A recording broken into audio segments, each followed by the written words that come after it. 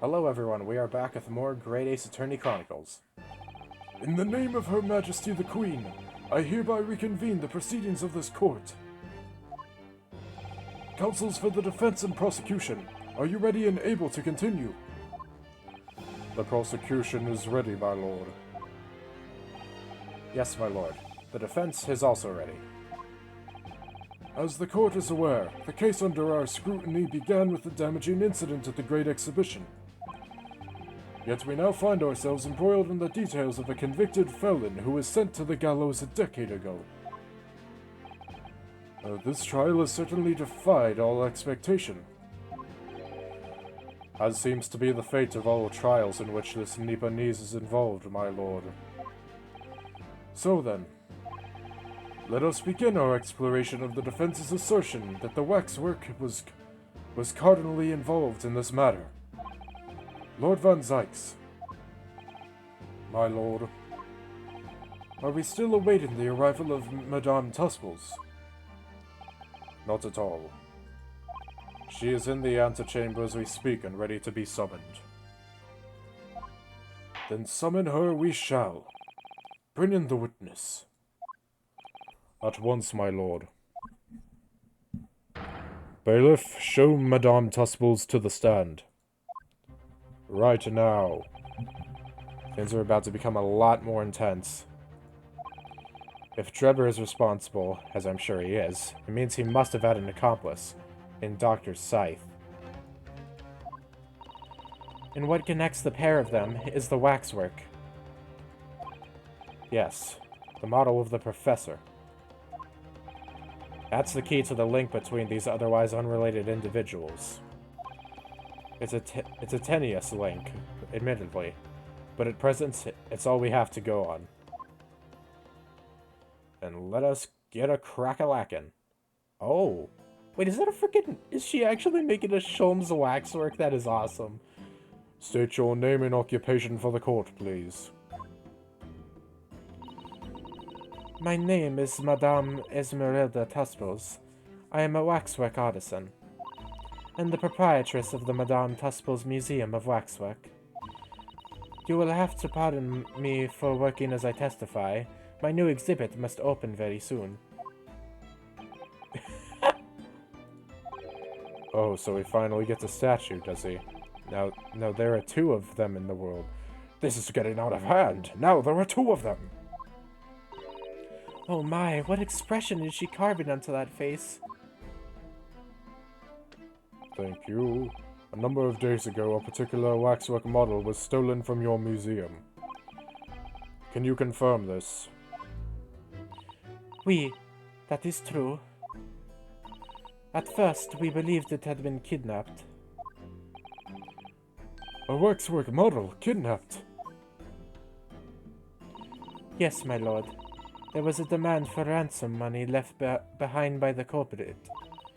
However, according to what I have just been told outside the courtroom, that was not the true reason. I understand it was utilized as a substitute for the body of a murder victim. At present, that is no more than conjecture proposed by the defense. This is the victim of the case in question, Mr. Udi Osman. But of course, I know him well. He is a part of my odious personage's exhibit.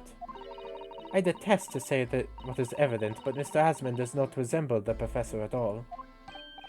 Yes, but perhaps their faces are very similar. Are you suggesting that we should see now the masked visage of the professor? I have here the key, but it is strictly forbidden to open the lock. This is absurd.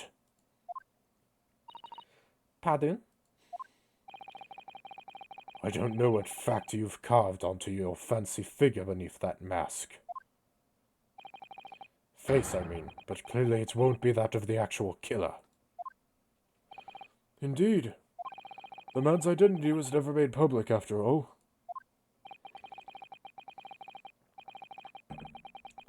The trial took place in a closed court. The proceedings were strictly confidential. The condemned man was summarily executed. His identity remains a closely guarded national secret. There is no possible way that a repository of tawdry exhibits could get its hands on that information. Want to bet? Quel dommage. It would seem you are unaware of the Tusspells' principles. What principles? The family Tusspells has always prided itself on sculpting its models à la perfection. Every detail, including the visage, is fashioned with complete fidelity. Et voilà, our principles.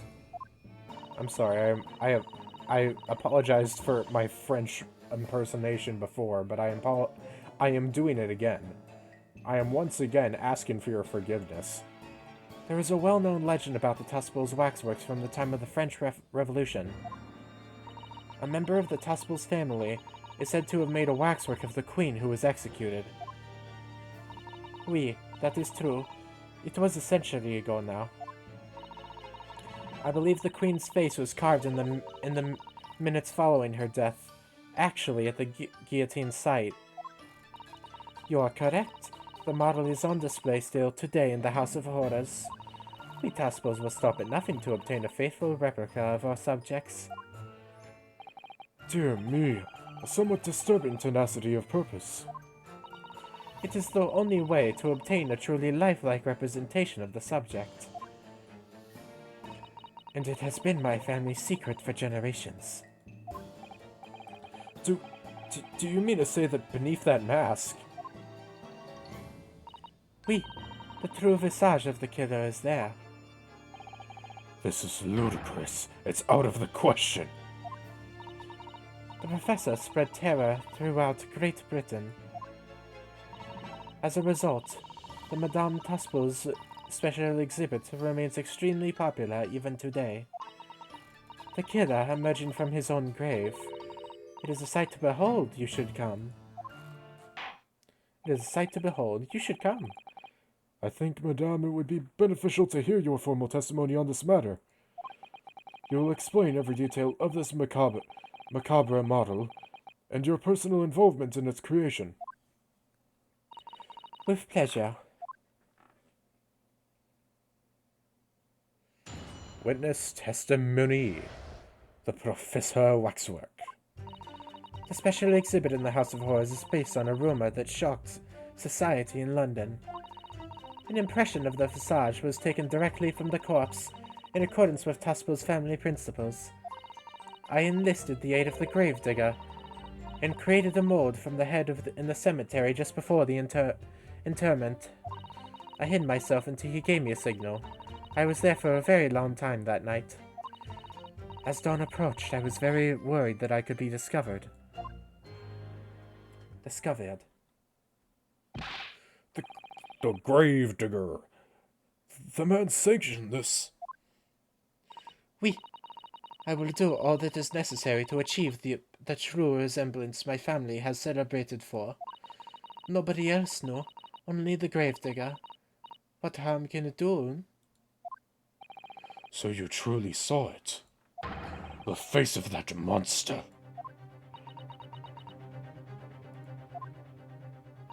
Naturally, I was aware at the time that his identity was a secret. But Tusspells would not be Tusspells if we did not insist on absolute fidelity to our sculptors.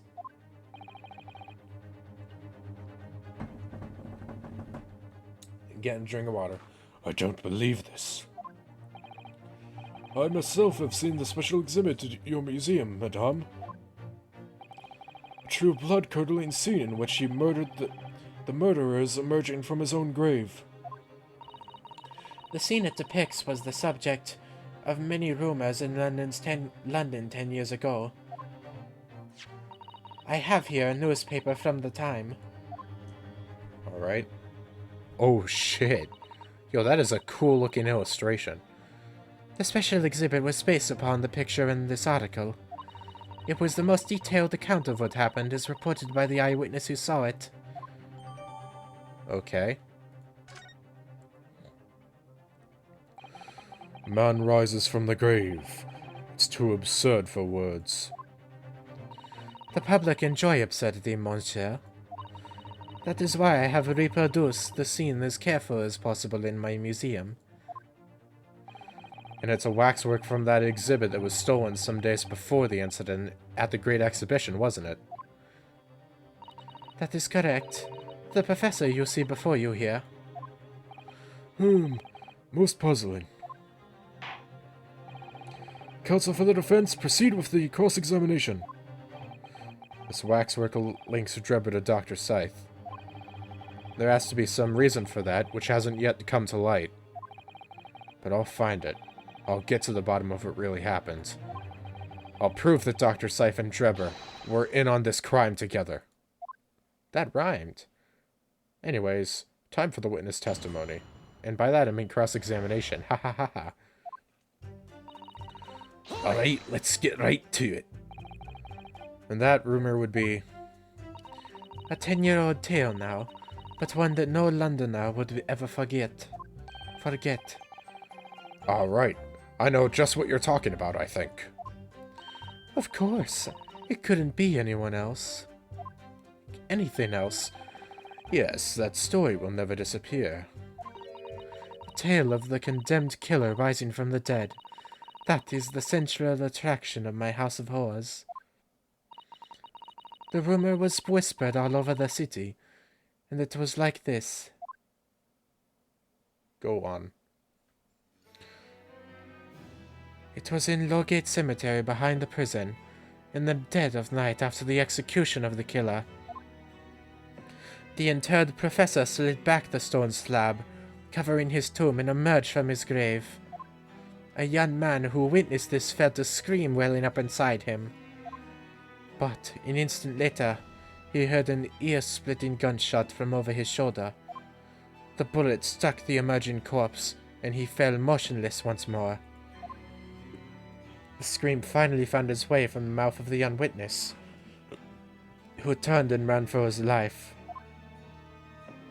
So there was a bullet? The corpse climbed out of his own grave? And then somebody shot him? Who was it? Nobody knows, even today.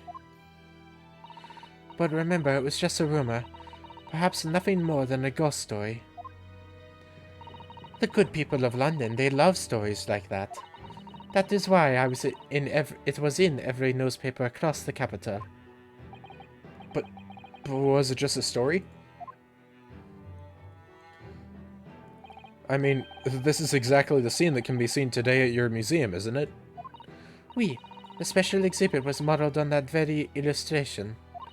For a while afterwards, the contents of that article were reproduced in every newspaper imaginable. Madame, might I say something? Please, go ahead, mademoiselle. When something is described as a rumor, it doesn't necessarily mean that it's entirely made up. I believe that often rumors contain elements of the truth. I see that people from the East can be just as astute as the people from Europe. Can we be sure, for instance, that the professor's execution was successful? It is not possible for the dead to come back to life. Sorry? 10 years ago, I was there in Lowgate Cemetery. After the criminal known as the Professor was killed by hanging, I took a wax impression of his visage from the corpse just before it was interred.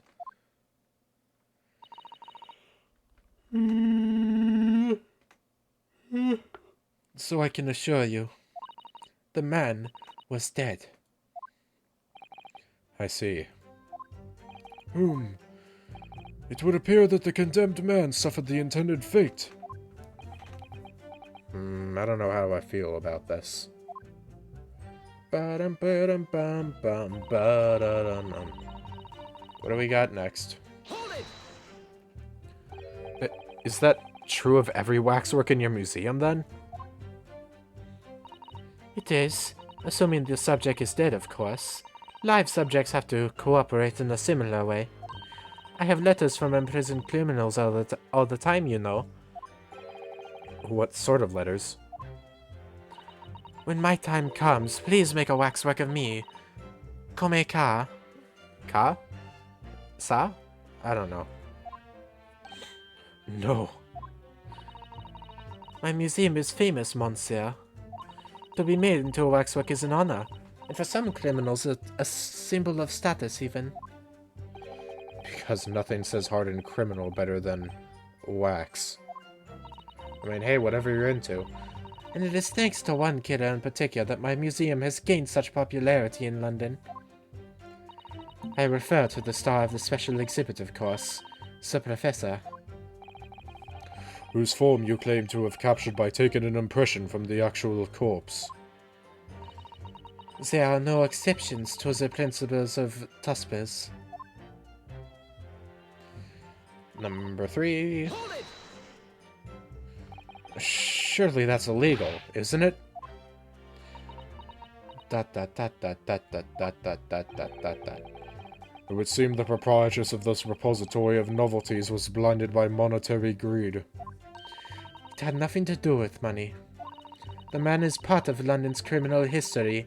That is why I had to sculpt him, to record this history.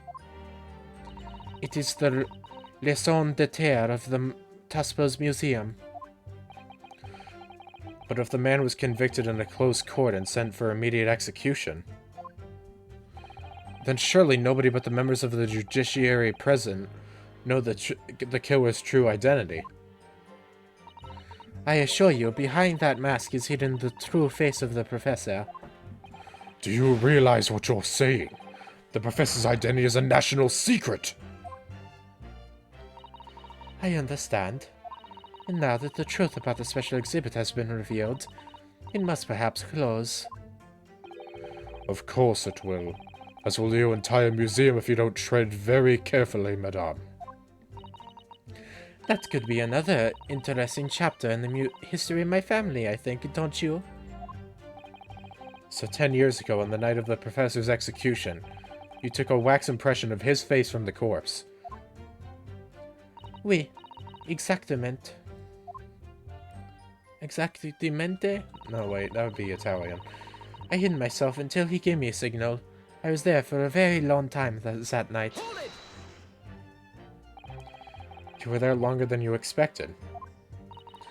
I had some difficulties in capturing the subject's form correctly. As I removed the mask, the mouth of the cadaver fell open and I had some problems with the chin. Dare I ask? The man had been dead for a short while already, you see. His muscles were relaxed and consequently his chin would not align itself correctly. Oh dear, what a horrible thought. Under normal circumstances, I would have an assistant with me. However, that night I was alone, and as a consequence I had missed my preferred window of time. What do you mean?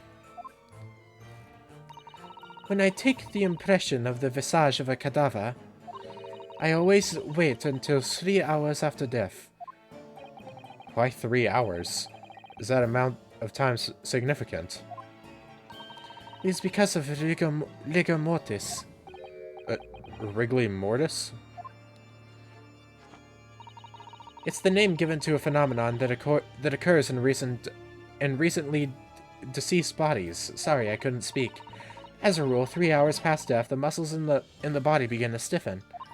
By approximately 10 hours post-death, the entire body is completely rigid and inflexible, and then from that point on, the muscles slowly start to revert to their relaxed state. The effect is often used to estimate the time of death when a body is discovered. What do you even have in that book? Well, that was an education, if a slightly scary one. As Mademoiselle says, rigor mortis commences 3 hours. As the Mademoiselle says, rigor mortis commences 3 hours after death, and it starts in the jaw.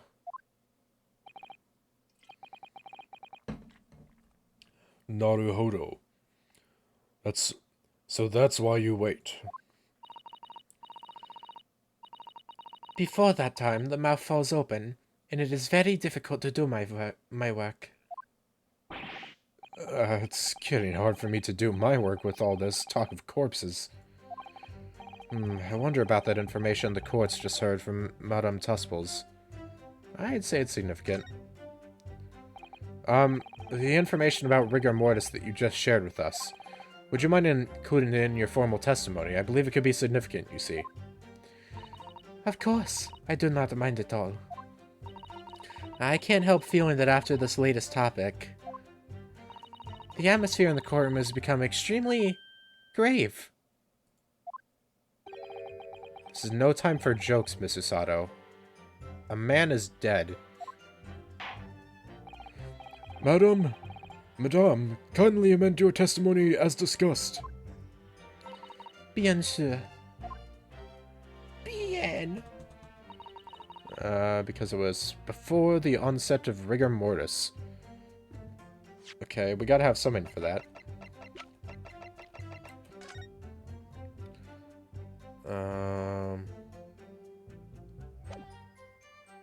Maybe that? Mad Sheep Rampage.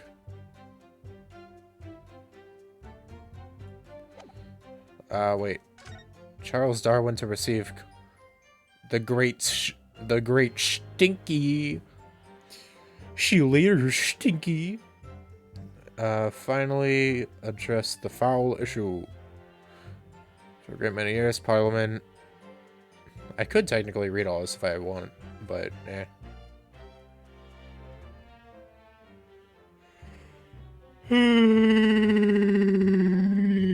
Sorry. This has become a staple of myself. Let us see here. What if I... Oh shit, it works. Madame Tusspells. I have here an autopsy report that was filed 10 years ago now. It confirms the death of the professor following his execution at the gallows. And, is that a problem? I believe it is, because your testimony and a particular detail in the report completely contradict one another. They are at odds. What? Are you going to explain yourself, my Nepalese friend? According to her testimony, Madame Tusspells was creating her wax impression just before dawn. And at that time, rigor mortis had not yet set in. Am I correct so far, madam? You are, yes. As I said, the stiffening of the jaw is the first sign of rigor mortis, 2 to 3 hours after death. But the man's chin was limp, so he could not have been dead for a long time. But on the other hand, if you look at Dr. Sykes' report, it quite clearly states the following. Death by hanging confirmed at midnight, 17th of June. No! If the professor indeed died at midnight that day, then by the time you are sculpting his face, rigor mortis would already have set in. Yes, you are right. The chin. It would have been completely stiff. I think I need to pause the recording and warm myself up, because I do... That sound I make is something I do when I'm cold. Give me a second here. Alright, hopefully I should be a bit better. In other words, this report is wrong. Objection! No coroner makes mistakes when recording the time of death. The very idea is absurd. In that case, there's only one possible conclusion. The execution didn't actually take place at the stated time. I'm impossible. Do-do-do.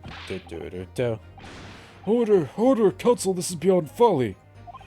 Not only do you indict the author of the report, Dr. Scythe, but you also implicate members of staff at Barclay Prison where the execution took place. By heck, extraordinary. Not in my day. My learned friend appears to have overlooked one very crucial fact. What fact? The professor died that night, without question. He did. Of course he did. I moved the man's lip jaw with my own hands. There was no... Yes, the professor died that night. But what if he didn't die at the gallows? Did he die? Are you insane? What exactly are you suggesting did happen in that case? Man, this is by far the most emotion we have seen from Von Zykes. Like, by far. It's almost impossible to believe, but it would explain the link between Dr. Scythe, the professor, and that one other person of interest. I have evidence that will explain exactly what I'm suggesting happened that night. Counsel, present the evidence at once. The evidence that allegedly explains what really happened on the night of the Professor's execution.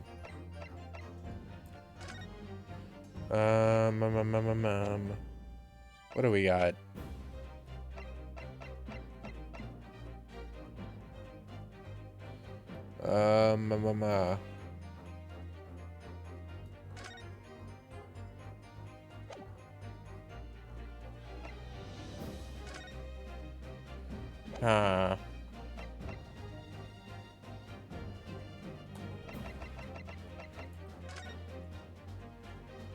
I don't know. I'm gonna save right here. I'm not gonna skip ahead because I love this music. And I want other people to experience it as well, even if it is very much quieter than my voice, probably.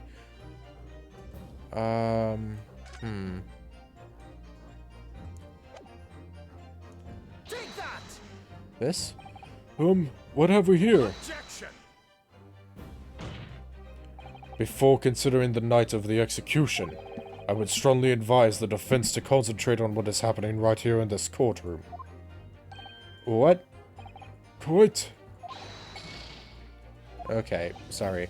I think I know what it is now. I was not thinking straight. My mind was in a different planet, even. Just this. What happened that night is written very plainly in this newspaper article. Executed criminal returns in the dead of night at local cemetery. You're suggesting it was a corpse coming back from the dead now? Well, if this article is to be believed, yes. The professor, assuming dead following his execution, emerged from his grave and was killed again. Objection! I think he was buried alive. Don't be a fool, that's simply a rumor published by the gutter press. Can you be so certain of that? Are you serious?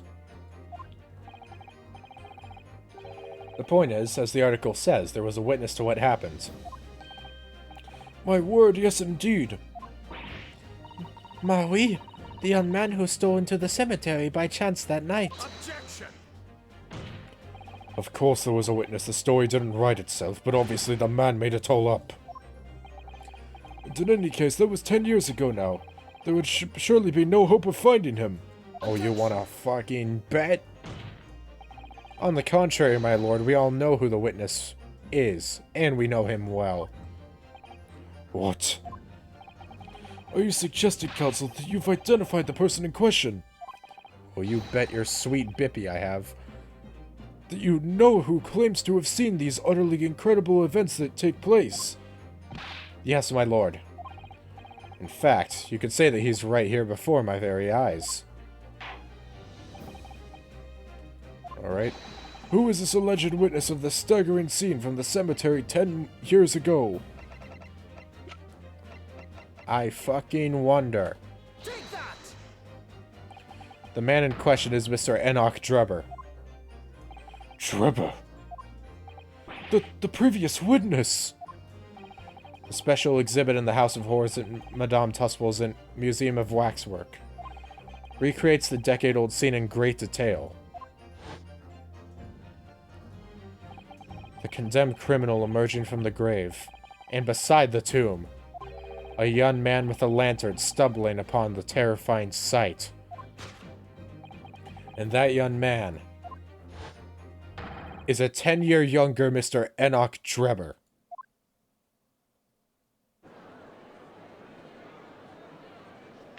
Utterly decimated. Order, order, order! Surely not, Counsel. Drebber was there, in Lowgate Cemetery. What is all this talk about, Mr. Drebber? Is the name significant? Of course. Madame Tusspells doesn't know, does she? Yes, it's extremely significant, Madame. To your situation as well, in fact. What situation? The theft of the Professor Waxwork from your museum some days ago was perpetrated by the very same man. No. But that would mean... Madame Tusspells. It would appear you know the name Enoch Drebber. Oui, yes, I know it. But from long ago in the past. What? Oh my! Good gracious! Explain yourself. Tell us everything you know. Yes. Yes, of course. Alright. Finally get in somewhere. The story of the young man and the terrible sight he witnessed in the cemetery 10 years ago was published in every single newspaper in London and throughout Great Britain. I said German, I have no idea why. However, in all of the articles, the witness was simply described as a certain young man. No details were published about his identity. His name was never revealed. That is, apart from in one newspaper. The Daily Circus. Yeah. It is the paper from which comes the article I have already shown the court.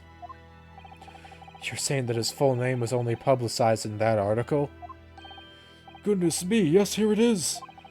The university student who experienced this shocking event is Mr. Enoch Drebber, a discipline of science at the University of London, and a resident of its student dorms. Unbelievable. Wait, does that mean that Drebber went to the same place as Harebrain and Zykes? When I read the article, I went to meet with the man. Oh, sorry. Why do you think that was the judge?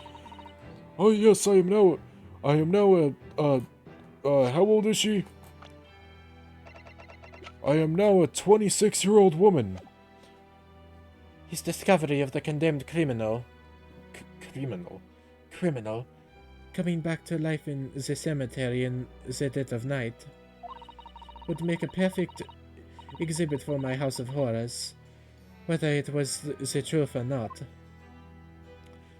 Criminal. Yeah, criminal. I see. So you went to meet Mr. Drebber in order to sculpt a waxwork of the man, did you? Exactement. He was studying science at the University of London in those days.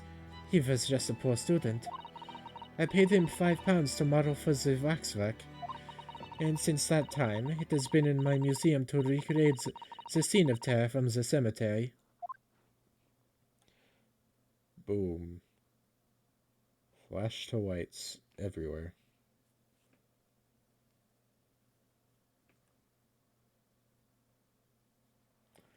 Oh boy. So, 10 years ago, a young man appealed to the public about an extraordinary event he'd witnessed. A criminal who had just been put to death, re-emerging from his grave in the middle of the night. But the public treated his claim as nothing more than an amusing anecdote that was soon forgotten.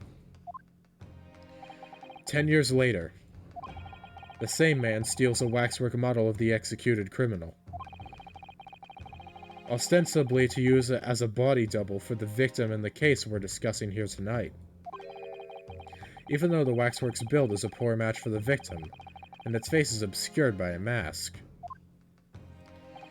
So the question is, why would the man do such a thing?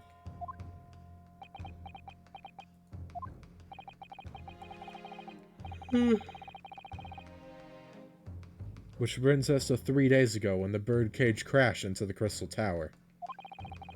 If the birdcage had in fact contained not the body of Mr. Asmund, but that same Waxwork, the coroner from Scotland Yard who investigated Dr. Scythe would have noticed immediately.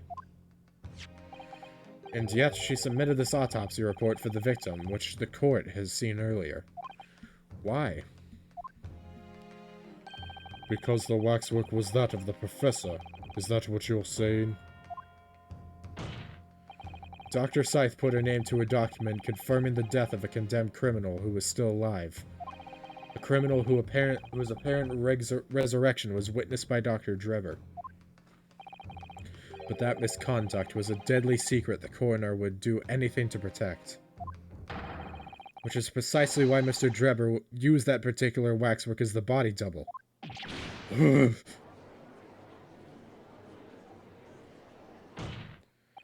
My lord, this court must summon Dr. Scythe to the stand. The defense is determined to find out exactly how the coroner and Mr. Drebber are connected. Holy shit. Yo, fuck Strongheart's orders. We are getting her to the stand. But according to the missive I received this morning through the prosecutor's office, Dr. Scythe is unable to participate in these proceedings. Is that not the case? You best tell the truth, bitch. She told us so herself, didn't she? Yep. Lord Van Zykes won't be summoning me as a witness. Lord Strongheart has forbidden it. Lord Strongheart? The Pandora's box you were warned about is the Professor case. But please don't make the mistake of thinking you'll get any information about it out of me. Something happened on the night of that killer's execution 10 years ago. And surely nobody would want to get to the bottom of that more than Lord Von Zykes. The prosecution calls for the instructions in that missive to be scrapped. Holy shit. But Lord Van Zykes, the missive was issued from the Lord Chief Justice's office. Objection! The assigned prosecutor has the final say on policy in any particular trial. In other words, me. Holy shit. He just said that he fucking outranks the Chief Justice. Yes! Let Enoch Drebber and Dr. Scythe both take the stand together. Yo, Von Zykes is base as hell right now. Order, order, order! Very well, I will uphold your request. Bailiff, send a subpoena with immediate effect, addressed to Dr. Scythe of the Forensic Investigation Team. That woman is compelled to attend on Her Majesty's orders. Alright then, Enoch Drebber and Dr. Scythe. If they weren't colluding with one another, this crime could never have been committed. I'm just a stone's throw away, I can feel it. The truth behind all of this is about to come out. Right now? Oh, right now. Oh god, all three of them. Thank you for your attendance at such short notice, Dr. Scythe. I'm disappointed in you, Lord Von Zykes. You've completely betrayed the agreed policy of both Scotland Yard and the prosecutor's office. Betrayal is not in my nature, as long as the truth isn't compromised. If it is, if there's even a hint of wrongdoing, then no matter whom it concerns or disgruntles, I will pursue the matter to the bitter end, as would any prosecutor worth his salt. Holy shit. Yo, him and Ryunosuke are actually not that different. God damn, that's basically what Ryunosuke said at the end of the first game. Mr. Drebber, you took the victim's life by means of a machine that you constructed in your workshop. And Dr. Scythe, as the investigating coroner, you were the first on the scene to examine the victim's body. It is the belief of the defense that you collaborated with each other and were both complicit in this crime. And where's your evidence? At present, we have no definitive evidence, but we do have a very significant clue. What are you talking about? I'm talking, of course, about the waxwork. This model of the killer known as the Professor, who was sentenced to death 10 years ago. You don't need to tell me. I witnessed the man's execution with my own eyes and officially pronounced him dead. That remains to be seen. Is that so? According to newspaper reports from the time on the night following his execution, the killer came back to life. Don't waste my time. And the sole witness to this mysterious event was you, Mr. Drebber, wasn't it? If what you saw in the graveyard that night 10 years ago wasn't some chilling fiction but reality, it would make you privy to a very great secret of Dr. Scythe's. A secret so profound it could compel the coroner to agree to collaborate in your evil scheme, in fact. Bro ain't even speaking, he's just using his right to remain silent as much as possible. Mr. Drebber, tell the court. Tell everything the truth of what you saw that night in Lowgate Cemetery. So he was the student who saw it. You can see the resemblance, actually, can't you? With the man in Madame Tusspells, I mean. Surely he's not going to claim that that's really what he saw, especially not after all these years. He was a research student at the University of London, was he? And a bit too clever for his own good, if you ask me. Oh. What an interesting twist. When at the time not one person would take me seriously. Yet now here we are 10 years later and suddenly my story matters. And in a court of law, too. Pose. Very well then, if everyone so wishes. Let's be frank, I'll tell you the truth of what happened that night for what it's worth.